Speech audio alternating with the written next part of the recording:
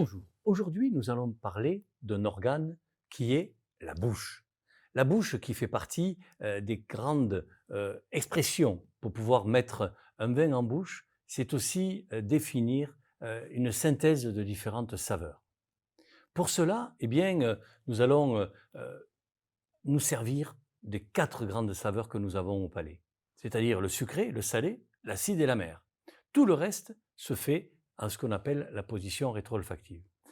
Nous allons prendre un vin et faire ce phénomène Venturi qui va nous faire rentrer de l'air à l'intérieur de notre palais.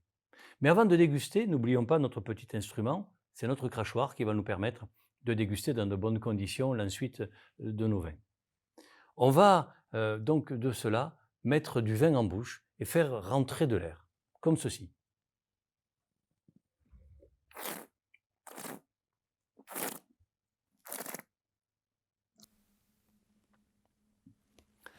Et c'est là que nous avons donc cette découverte.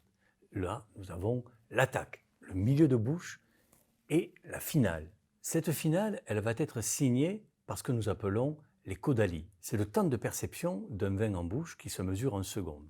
L'attaque, c'est sa fraîcheur, c'est sa minéralité.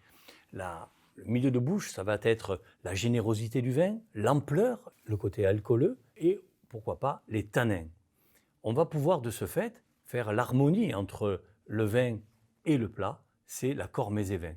C'est une véritable découverte que le monde du vin dans ses papilles qui vont nous les amener à la découverte de cette générosité de ce que le vigneron a bien voulu mettre en bouteille. Aujourd'hui, vous avez les éléments en main, belle dégustation, belle découverte au royaume des vins du département de l'Hérault.